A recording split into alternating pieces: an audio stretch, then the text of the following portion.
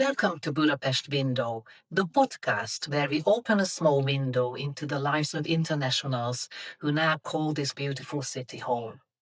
I'm your host, Christy Godsave, a language coach and a curious listener. My guest today is Dave Buckley, born in Pennsylvania, middle child of four, seminary trained, and someone whose life has been marked by saying yes to serving people. Dave and his wife Carmi arrived in Hungary in 1999, long before Budapest became the global crossroads that it is today. They learned the language, raised their children here, and eventually planted Riverside Budapest, a community that has welcomed people from all around the world. Today, we are going to talk about calling, courage, culture, and the unexpected ways how a place can become home. So settle in, take a breath, and let's open this window together. Dave, welcome to Budapest Window. Thank you so much. I'm excited to be here. Thank you. So let's start at the beginning. You grew up in Pennsylvania, middle child of four. What was life like in the Buckley household? Oh, let's see. Well, first of all, in the 1800s, I'm just kidding. Buckley household was a great household. We lived on a street that had a dead end, a cul-de-sac, and it was a quiet street. Lots of kids on the street. I remember many times riding my bicycle up and down the street with all my friends. So it was a very wonderful childhood. Loving parents always gave their best as much as they could. I understand now that our lifestyle was probably not the most expensive, and not nor the most cheapest one either. So it was very middle class America, and I was the second child out of four. So I am a middle child, which means I had to make peace with everybody in the family. Yes. Did you have a family car? We did. We had actually, as we grew older, we had a station wagon. Right. The old ones that used to have this fake wood paneling on the side. Then we ended up with like all the cars and things like that. But we ended up sometimes with three cars because my older brother drove, and then eventually I drove. My mom drove to work. My dad drove to work. So we tried to share a car as much as possible. But yeah, And the other two siblings, the younger siblings? they inherited the cars when Right. my older brother, and I moved away. They got everything else. They got them handed me down. So I guess. Okay, right, I mean that, yes. So girls or boys? There's three boys, and the last one was a girl. Oh, lovely. Yes. Yeah. That's so nice big house. It was very, yeah. We all, we kind of shared rooms. But eventually we would create a room downstairs in the basement, and my brother moved down there. And by the time my older brother moved out, then my younger brother moved into that room downstairs. I didn't want to go downstairs. Didn't like the idea, so I don't know why. Right. I enjoyed my life there. Yeah. So how big was your town where you grew up? I grew outside of a major city in Pennsylvania called Pittsburgh, Right. and it's roughly about 1 million people Right. in the area. It's well known for its steel mills, coal factories nearby, industrial city. Right. It's changed a lot since then, but we have, we were in the suburbs of that area. Right. Okay. So your parents were deeply involved in church life. Yeah, they were. How did that shape you as a kid? Yeah, my parents were, my dad was the son of a pastor, and my mom grew up in the church also. And so when they got married, they knew that they wanted to raise their family as Christians. And so we grew up going to church on Sunday mornings, Sunday nights, and on Wednesdays and Fridays. Wow. Fridays was youth. So yeah, we went a lot, and we were expected to go. And Saturday we had to polish our shoes and get ready for Sunday. And so Sunday school class, my dad taught the Sunday school class. My mom taught, the girls' Sunday school class and things like that program. So yeah, it affected us very much. And I knew at an early age, at the age of about 5 years old, I said, well, I'm 5 years old, so I must got to get my life right with Christ. Oh. So, the horrible, sinful life of a 5-year-old.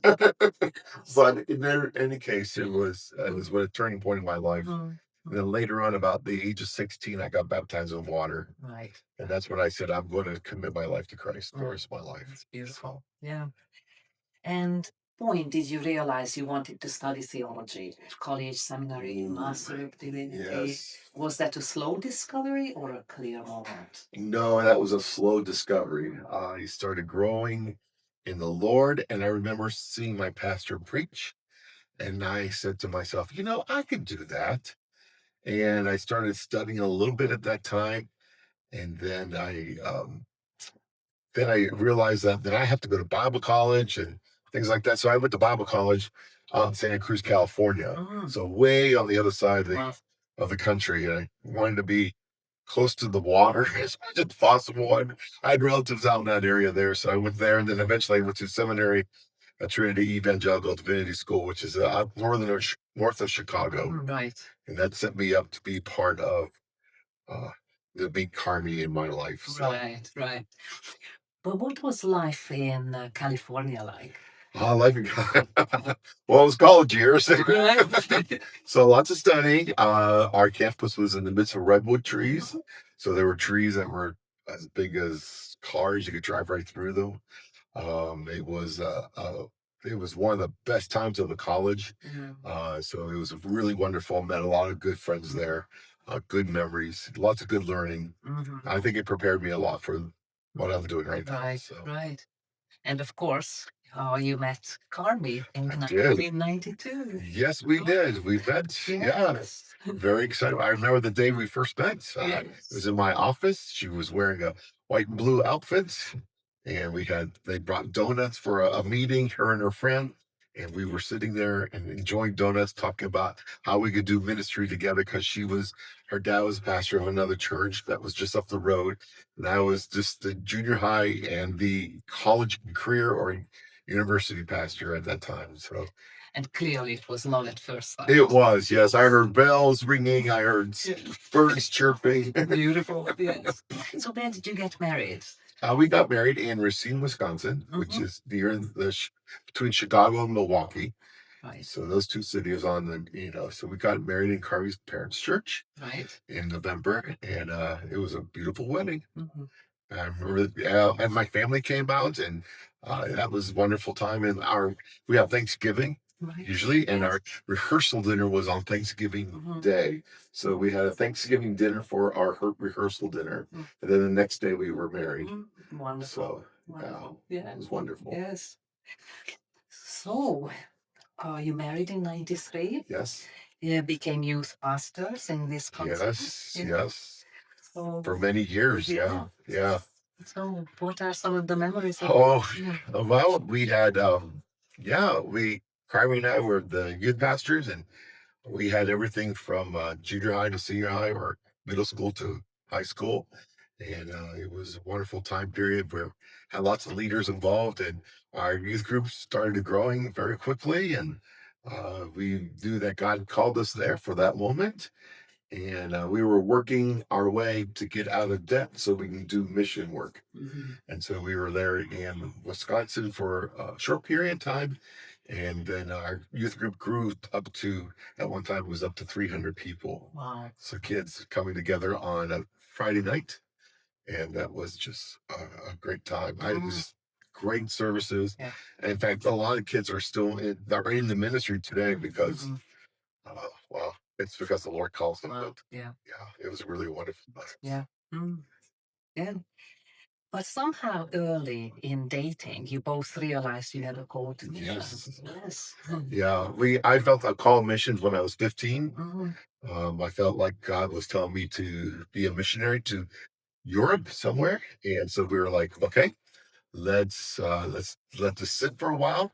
And then I started dating Carmi, and I remember exactly when we were in the car, we were talking with each other, and she says, I hope to do mission someday. And I'm like, so do I. Wow. And I knew that, okay, this is going to work out. And so we sort of, as a couple, after we were married, we started praying about where to go, how to do it. And that's when we started to seek the Lord on that time. Yes. And of course, your first trip in Europe was? To Romania. Romania? Yeah, as a couple. Right. I went to did a missions trip to Germany one time and spent the whole summer there in Freiburg and over by the French border there. And so we were over there and we did that. And then Carmi and I did Romania together. And it was a great trip. It was eye opening. And then we did it again. And then we said, okay, that's when we traveled from from Bucharest to Budapest. And I just remember crossing over the border, excited to be in a new country at that time, and saying, "Okay, this is," and I just felt like, "Oh, this is the place that we need to be." Right. Romania seemed like that was great. That was a great opportunity. It was the door to get us into the next place. Right. So Yes. yeah, Yeah, that is really beautiful. I love this idea. yeah, That sometimes the no leads you to the next yes. yeah. So it was really, yeah, it was because we felt like, well, maybe Romania should be it, and there's a great need in Romania and things like that. But we just felt like, this is not what we need to do. We need to go to the next spot. And so Right. we went to Yeah. Budapest. Budapest. So is it when Hungary started to appear on your radar? Yes. Mhm. Yeah. And then there was a couple things that happened after that just confirmed it over and over again. One time we had to fill out an application and we filled it out at a church called St. Stephen's. And I know there's St. Stephen of the Bible from the old Acts, right? But this was the St. Stephen from Hungary. Right. And so we're like, okay, that was weird. And then the other one was we were really praying about it and we were supposed to and the church that we attended was a large church. It was about 1,200 at that time, and they had a meeting room for all visitors. Mhm. And so the pastor that was supposed to do it on the Sunday that Carmen and I were there, he was sick. And so he went home and they said, Dave and Carmen, could you go over there and just greet the people? They come in, shake their hand, thank them for coming. And that's when we met our friend of ours. Her name is Zsuzsa, and her mother from Budapest came. Wow. And we were like, oh my goodness, this is going to be a sign that the Lord wants us. And so we just felt like that confirmation that the Lord was saying, listen, I got you. Don't worry about it. So That's amazing. yeah. And of course we made application in the Hungarian church that we work with and said, please come. So we were invited to Yeah. come. And your first place was Pécs. Pécs, yes, oh, Yes. beautiful Pécs. Yes. So what are some of your first memories of Pécs? Oh, how beautiful the mountains are, the city itself. The people are wonderful. We've met a lot of good friends down there. It was a great place to start. It's a great place to have a family. Mm.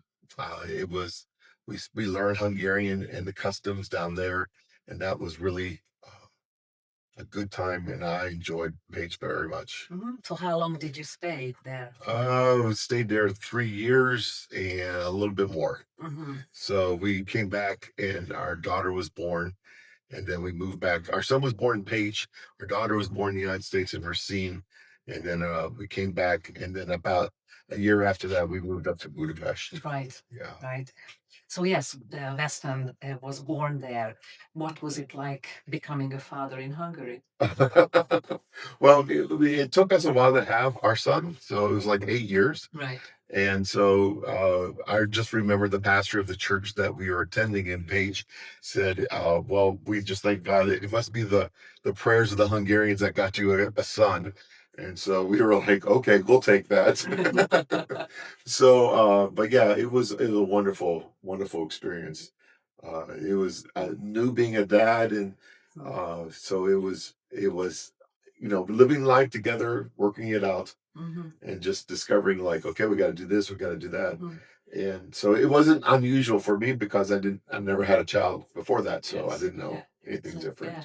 So where did you live in Pécs? In Page, we lived, oh, gee, on the right hand side, Oh, on the eastern part. right. There was no, it was up on the hill. It was near the Pentecostal church that was there. Right. Right. So we had about a 5 minute walk Okay. to go over to the So was church. it a house or an apartment? It was a house, Right. yes. Okay. A house that was made out of wood. Right. So it was a prefab house that they Right. put together. Mhm. And the owners of the house, his father owned it, and his daughter lived next door to us, and they were of German descent. Mhm. For the last, they've been in only, as he says it, our family's only been here for 200 years. So yeah, and then as American, I'm like, well, that's longer than America is. So yeah, so he was there, and yeah, so we rented a house there. Mhm. Yes. And so you were associated with the Pentecostal church. Yes. Yes. Yeah, we worked with them. Mhm. We did a lot of things with them. Mhm. Brought groups over, but our main job was to learn the language and the customs at that Yes. time. Yes.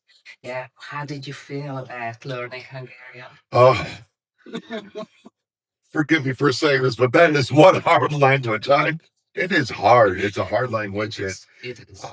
and but what's really nice is, even though I probably have a very heavy accent of American accent with my Hungarian, Hungarians are very gentle and kind, and as long as you start, they'll say you speak great Hungarian, and they were very encouraging, and that's very delightful. And So, we really appreciate oh yeah, internationals trying yeah, to learn a little bit yeah. of this hard language. I've heard my language teacher says, "You know, Hungarian's a heavenly language because it takes for eternity to learn." Isn't that true? It is so far, yeah. I still learn different words and different ways of saying things. Yes, that's so true. So true. Yeah. So you returned to the US for your daughter's Yes. birth Yeah. and then came back to Pécs again Yes. from Budapest. Then we moved up to Budapest. Yeah. Yes.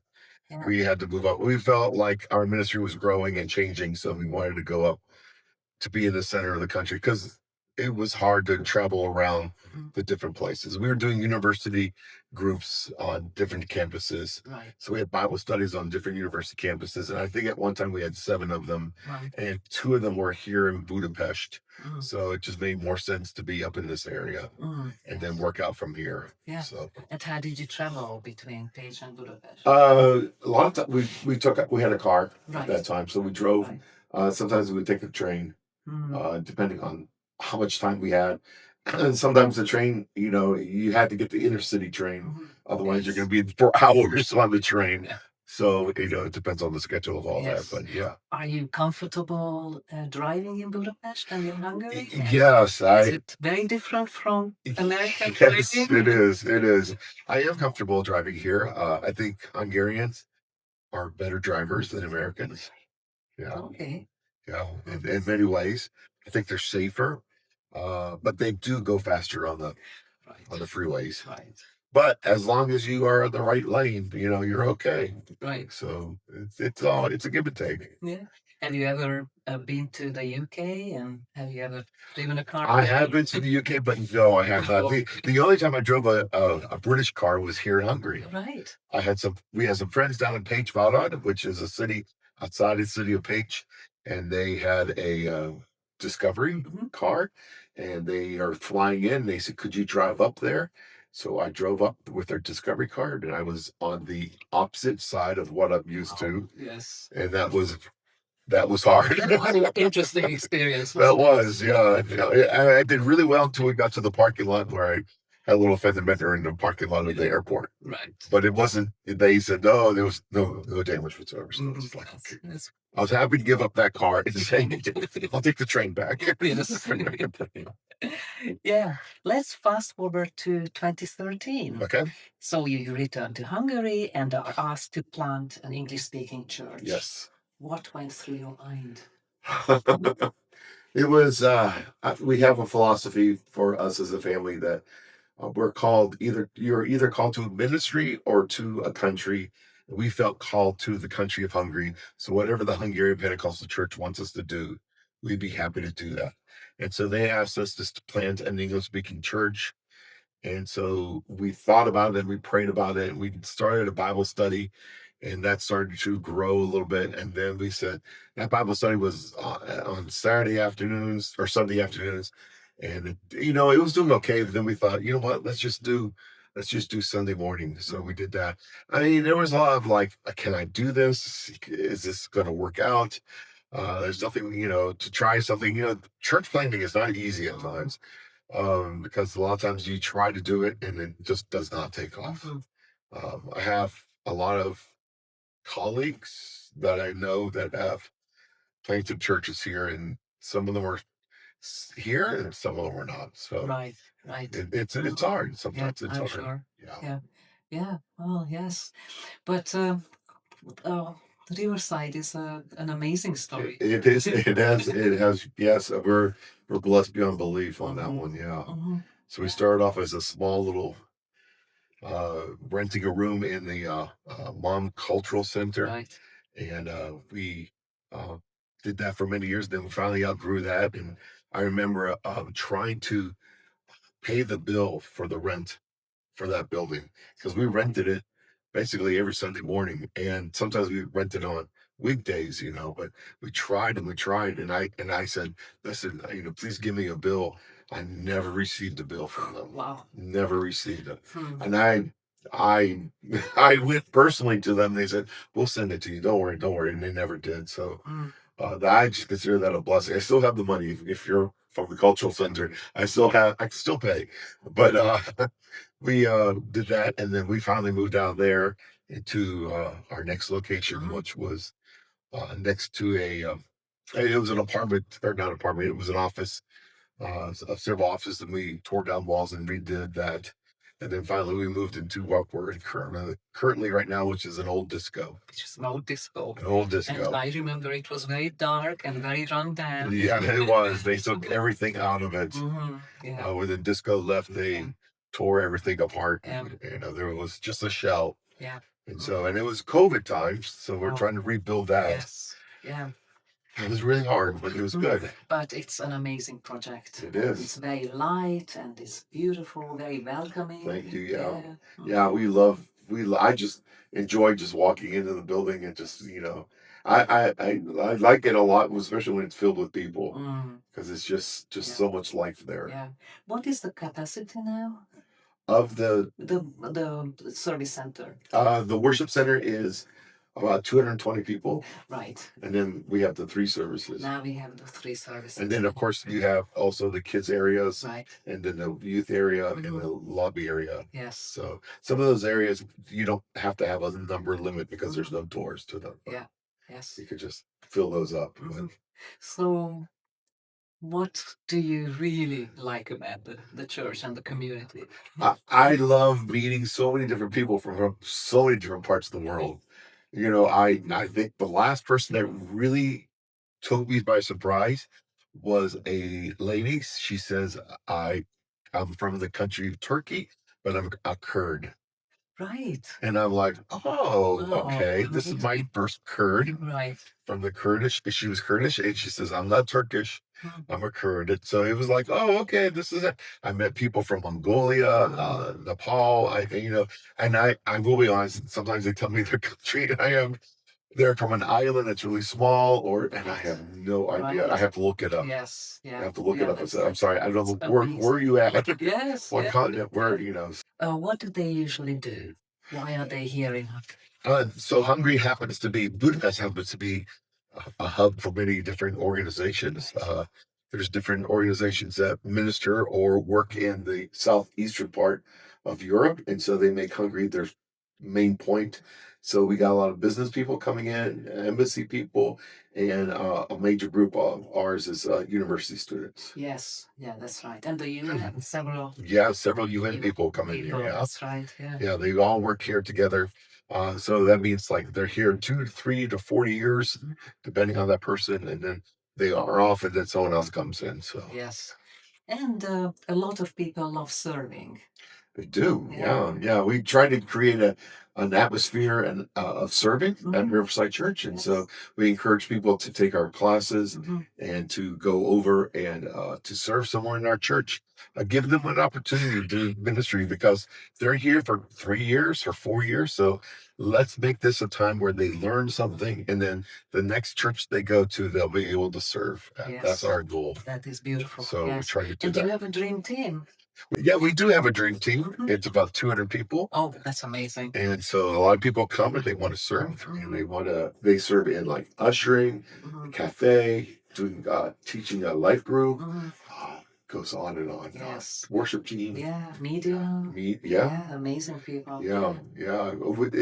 We function because of that. Yeah. Yes. I think on Sunday mornings we have about 80 different people that do something in the church. Yeah, that's amazing. Yes.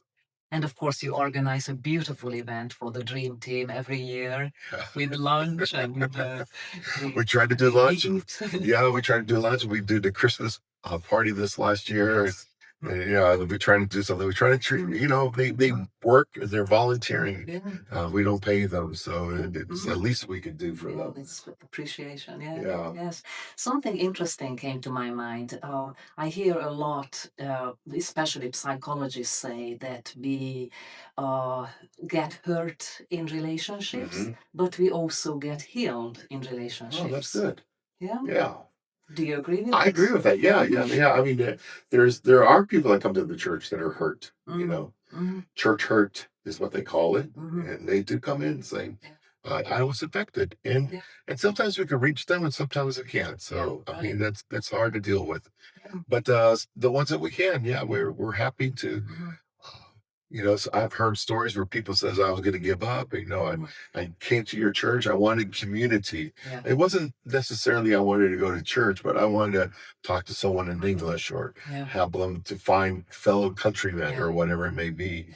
So yeah, and they come in. I had Muslims, atheists, and Buddhists come, and they said we're not going to change. And I said I don't care. Yeah. Come on, Yeah. because I figured the word of God is going to be planted in their heart and Yes. let it grow Yes. and Yeah. let the Lord deal with them. Yeah. The Holy Spirit deal with them later Yeah. on. Yeah. So the church really is like a hospital.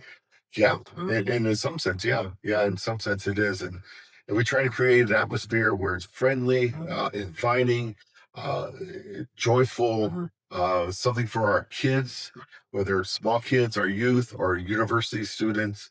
We try to create all this so families can come together, and we also want to create something that for those who live in Budapest full time for the Right. rest of their lives Right. could call this home too. Yes. So Yeah. And it's a very young church. A lot yeah, it of is. young people, young Yeah. families. Yeah. Yeah, I am one of the oldest people there. Not the oldest, but one of the oldest. Right. There's not too many of us over 60. Right. Well, that keeps us all. Yeah. So if you're over 60, come on over. Yes. Now, one of your signature is that your amazing jokes. Yeah. Yeah, I do start off my sermon with a joke each time because I wanted to break, I mean, a lot of people come to church and they say, so when it's so traditional, so we have videos, we have modern music, and we laugh and we share and things like that. So one of the things I do is I do tell a joke at the beginning. For example, which is like, Please, okay, please, I so would love that. this one's going to be on Sunday morning, but it's the way it goes. So there was a priest going down the road. He was driving, and he was at a church festival, and he was swerving on the road. He was trying to reach for his phone and he missed it and he swerved a little bit. And there was a police officer behind him, turns on his lights, pulls him over and says, "Father, have you been drinking?" And the priest says, "No, no, officer, I've only been drinking water." And the police officer shines his flashlight in the back and he sees some jugs of bottles back there. And he says, "Father, there's bottles back there. What are they?" He says, "Oh, they're just water." He opens up one of the bottles and he smells it and it's full of wine. And he says, "This is wine." And the priest says, "Praise God, he's done that miracle again." Love that. So we are going to be talking about how to change and things Yeah, like it's so that. So wonderful. Yes. we Yeah. do that, and it just brings it in. And sometimes it's hard to tell a joke from so many different cultures there. Yes. So it's not necessarily going to penetrate them all, but Mm. a lot of people love to laugh. Yes. Yes. And Yes. they love to laugh, even if I find people laughing just because everyone else is laughing. Yes. And I've done that myself too. Right. Yes. And of course, the language. Oh, there are so many different accents and Yes. backgrounds in this Yes. community. Yeah.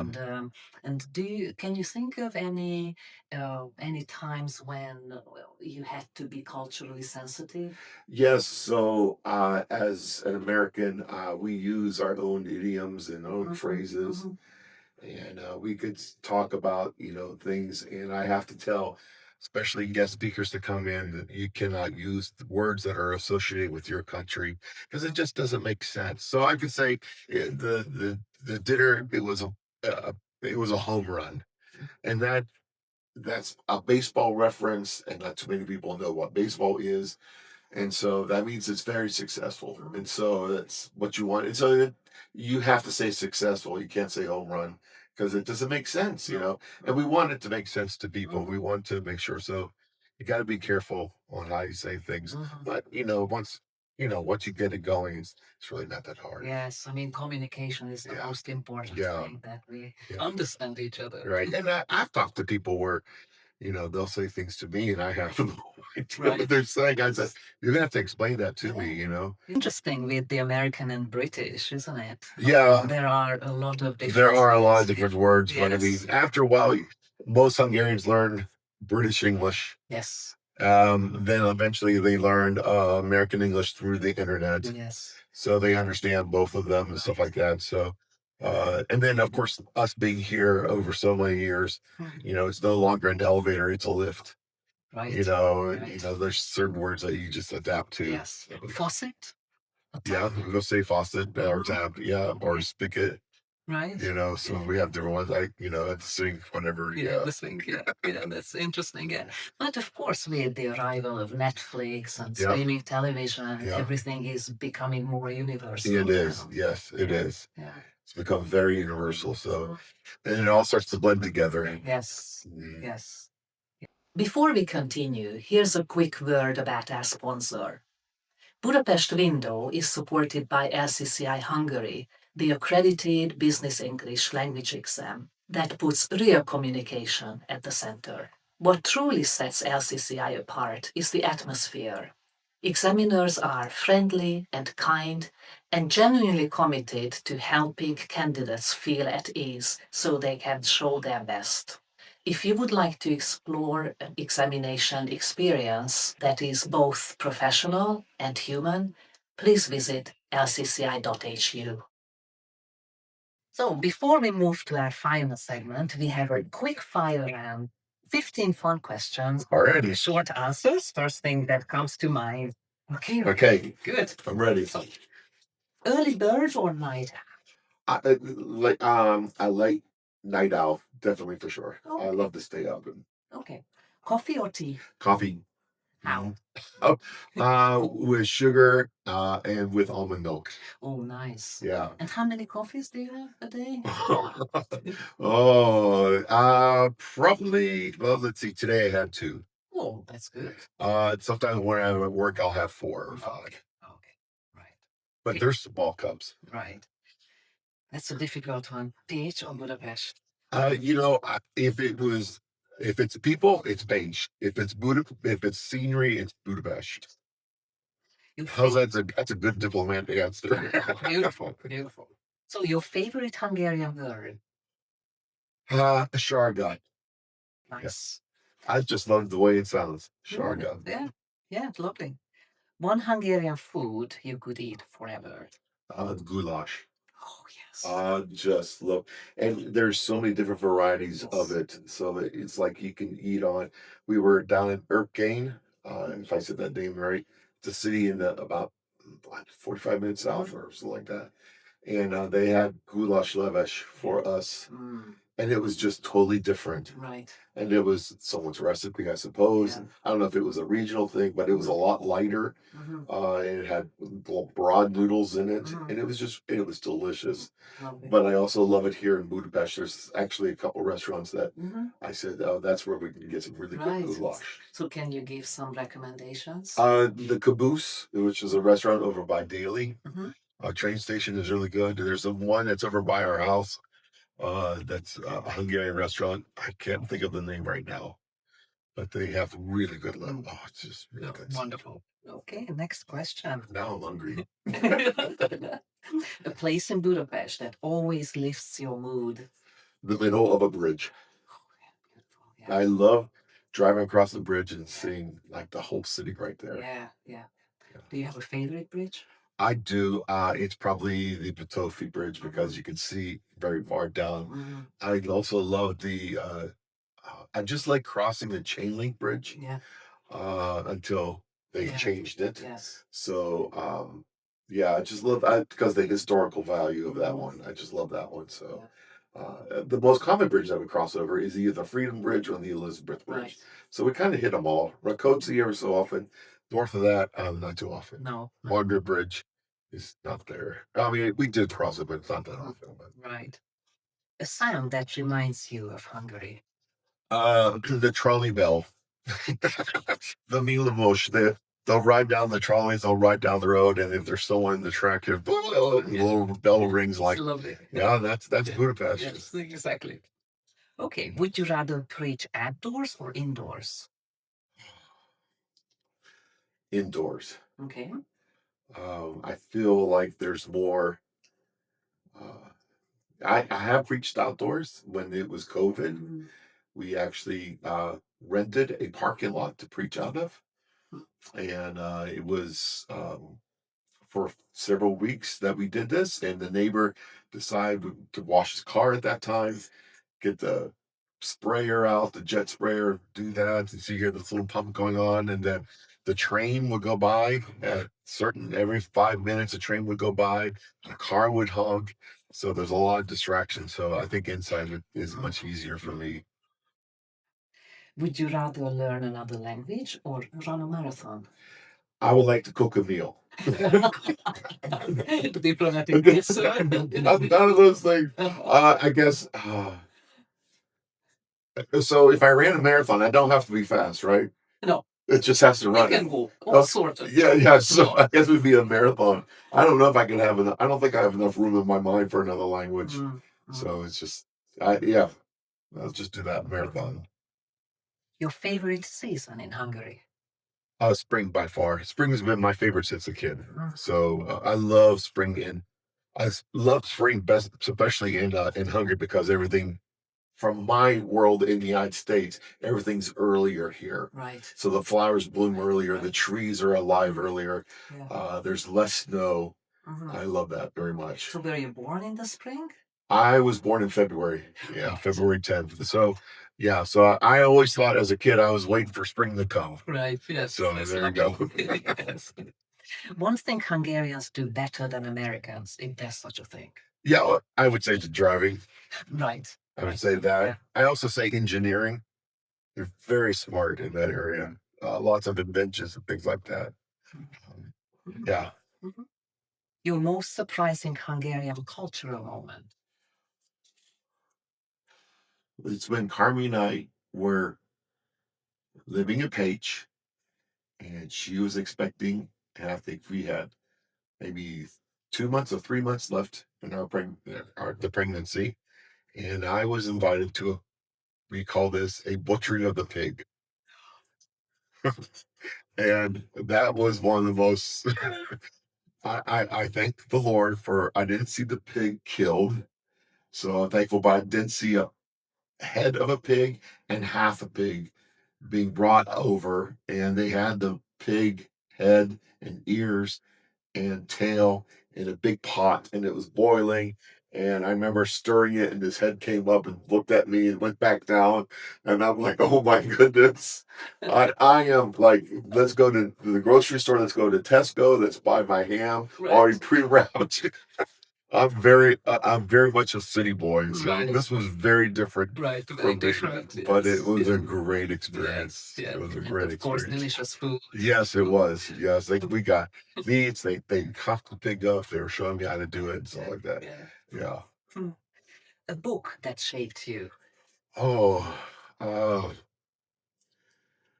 there was a book called From Yes to Da. Yes to Da, Mhm. and it's a book on cultural differences between the Western Europe and Eastern Europe. Mhm.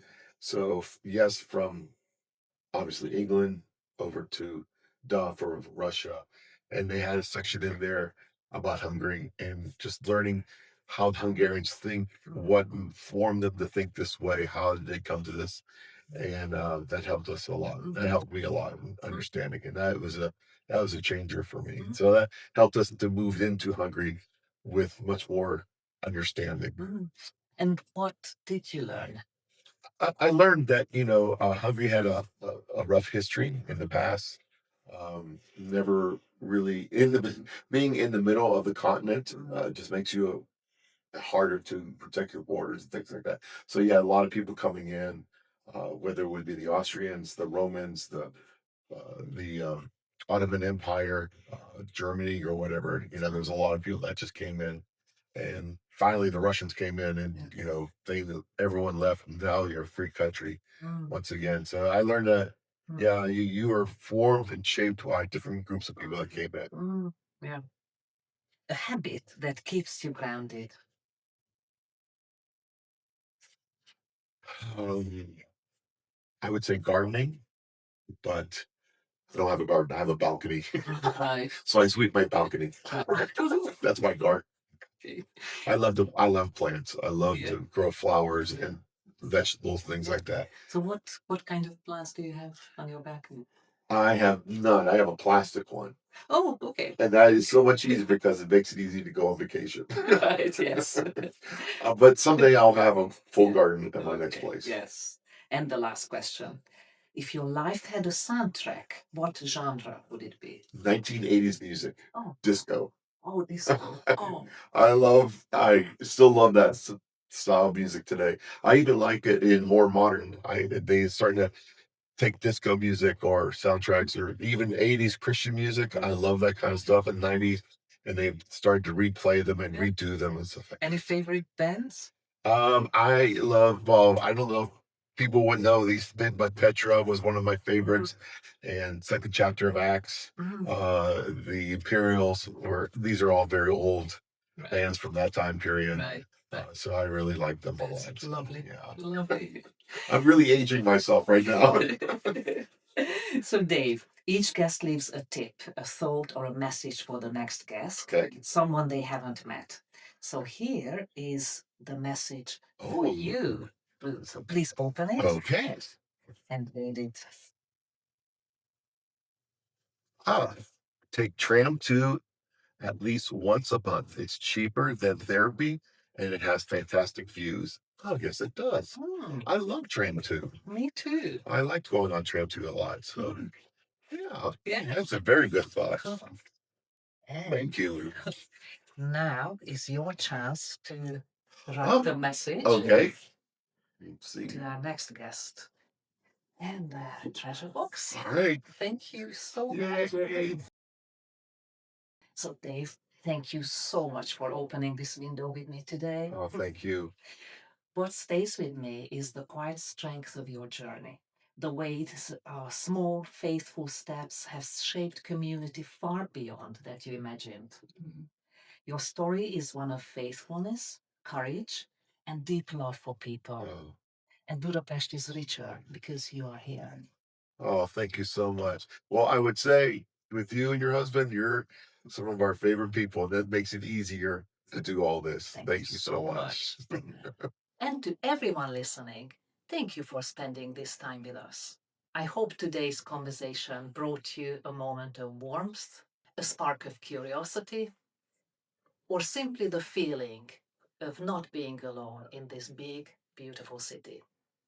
We'll be back with another story, another window into Budapest, and another voice to welcome into our circle. Until then, goodbye.